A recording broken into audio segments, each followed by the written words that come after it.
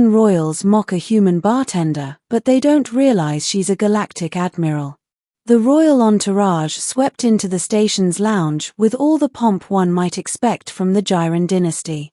Cloaks trailed across the polished floors, jeweled crests gleamed under starlight chandeliers, and their guards scattered the common patrons with practiced disdain. At the bar, a lone human woman polished a glass. Her hair was tied back in a simple braid, her uniform plain black, no insignia, no decorations. Just a bartender working the late shift in a hub station that fed traffic from 5 sectors. The eldest prince wrinkled his nose at her. Unbelievable. A human serving drinks. How quaint. His younger sister covered her mouth with delicate claws, giggling. Does she even know how to mix refined spirits? Or will she water them down with whatever her species drinks? Their guards chuckled, emboldened by royal laughter. The other patrons looked away, unwilling to interfere. The bartender set the glass down and smiled. What'll it be? The prince leaned on the counter, eyes glittering with cruel amusement. Surprise me, human. Surely even you can manage that. She nodded, calm as ever, and began to work. Bottles clinked softly as she mixed ingredients, her motions precise, economical, practiced. In less than a minute, a crystalline drink swirled before him, glowing faintly blue. The prince sniffed it. Looks convincing. He sipped, then blinked in surprise. It's perfect. The princess narrowed her eyes. A trick.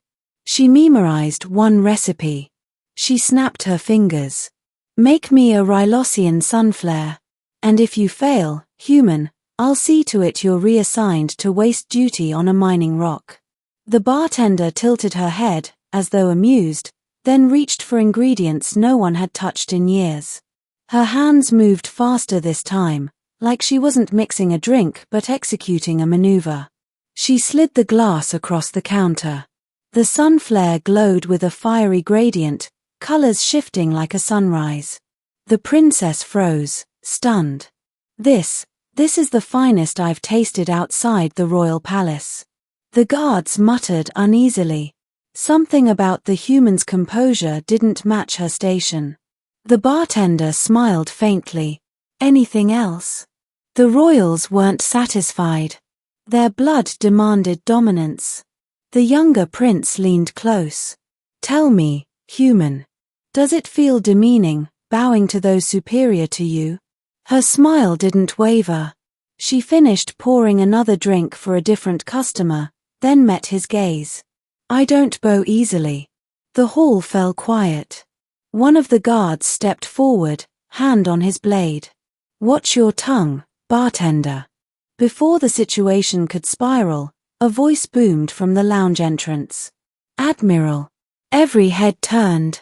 Marching into the room were officers in crisp uniforms bearing the insignia of the Galactic Navy. At their head, a Drax commander saluted sharply. Admiral Reyes, apologies for the delay. Your shuttle is prepared. The lounge went silent. The royals stared at the bartender as she removed her apron and set it neatly aside. She straightened, her plain black clothes suddenly carrying the weight of command. Her eyes, calm and steady, swept across the room like a captain surveying a battlefield. Thank you, Commander, she said. Her voice was measured, professional, and carried the authority of someone accustomed to obedience. The commander nodded, then glared at the royals. You dare mock the Supreme Admiral of the Fifth Fleet? The woman who led the Tragan counteroffensive and broke the siege of Kalyth Prime? Gasps erupted. Patrons whispered furiously. The eldest prince paled.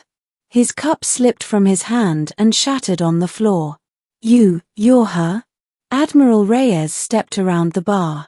She stood straighter now, every line of her posture radiating control. I was enjoying some peace. Disguised. Anonymous. Her gaze sharpened on the royals. And you mistook humility for weakness. The princess dropped into a bow so fast her jeweled circlet clattered against the floor. "Forgive us, Admiral. We had no idea." Reyes regarded her coolly. "You mock those you deem beneath you. Remember, power isn't in jewels or titles. It's in what you do when the galaxy burns." The royals trembled.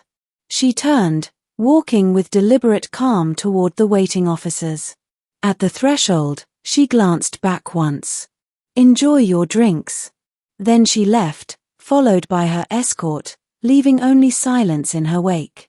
The patrons began to murmur again, voices hushed with awe. The royals stood frozen, shamed in a way no blade could cut. And the galaxy would remember. They had mocked a human bartender. But she was the admiral who commanded the stars.